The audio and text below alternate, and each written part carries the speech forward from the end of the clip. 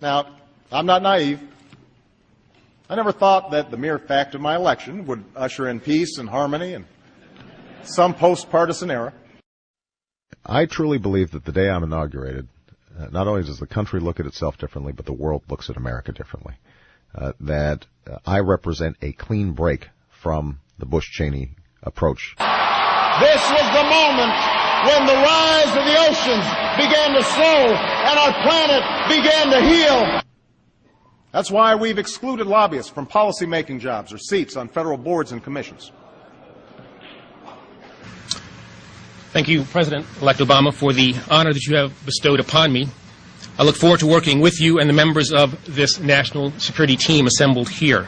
So I am extraordinarily pleased that Melody Barnes, one of the most respected policy experts in America, will serve as my director of the Domestic Policy Council, and that she will be working hand in hand with my economic policy team to chart a course to economic recovery.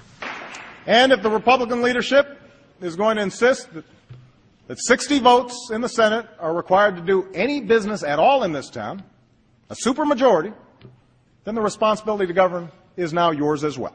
But you have 60 Democratic seats, a healthy majority in the House. Right. If you don't get this, isn't this a fight inside the Democratic Party, and that Republicans really aren't playing? You can't really blame the Republicans for this one?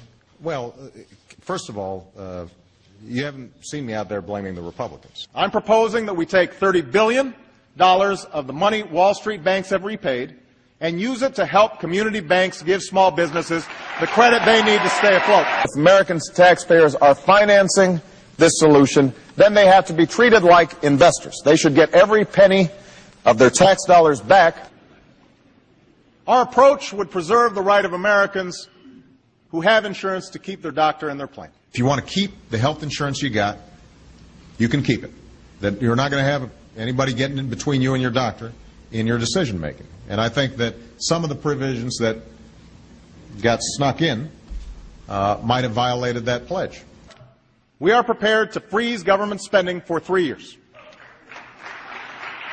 Spending related to our national security, Medicare, Medicaid, and Social Security will not be affected.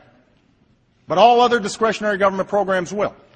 This is not a spending freeze across the board where every single program would be cut, and I think there's been some confusion about that. For example, education, the Department of Education budget actually goes up by 6% in the budget. And that's why I'm calling for a new jobs bill tonight. Are working on we were told not to call it another stimulus bill, calling it a jobs bill.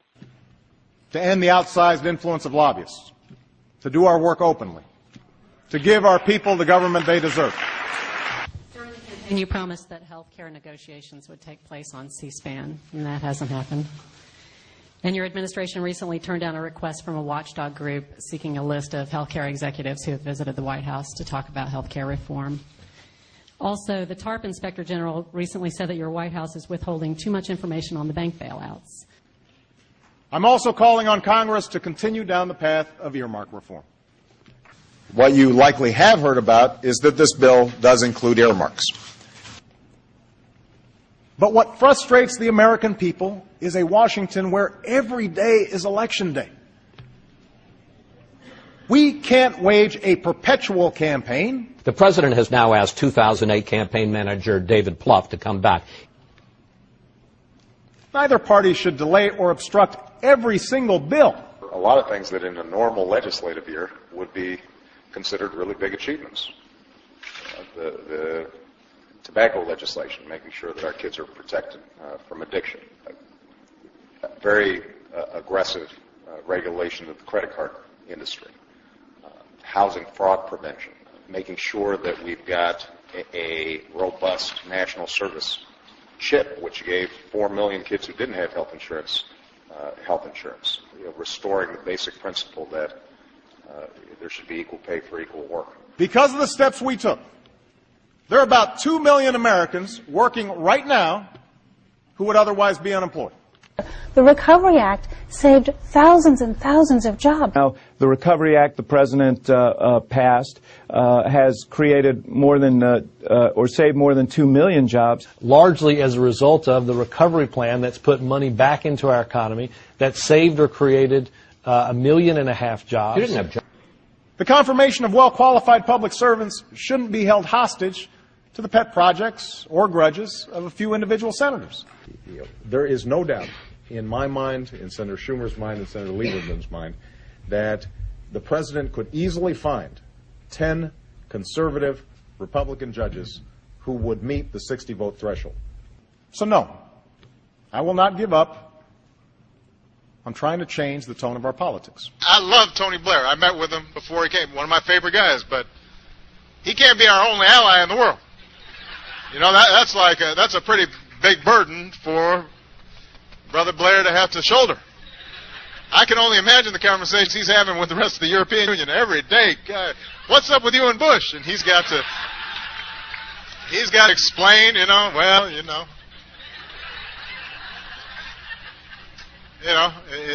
like having the sort of the crazy uncle that you don't really want to talk about. Keeps on coming out. Sadly, some of the unity we felt after 9/11 has dissipated. And we can argue all we want about who's to blame for this, but I'm not interested in relitigating the past. And what has been missing is a president and a White House that taps into that yearning in a serious way. Rather than tell the American people to shop, what I would have done is to say, now is the time for us to meet some great challenges. We've been tested, and yet we have survived, and we are going to be stronger than we were. Each time lobbyists game the system or politicians tear each other down instead of lifting this country up, we lose faith.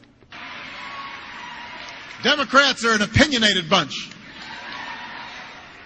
You know, the other side, they just kind of sometimes do what they're told. We face a deficit of trust. Deep and corrosive doubts about how Washington works.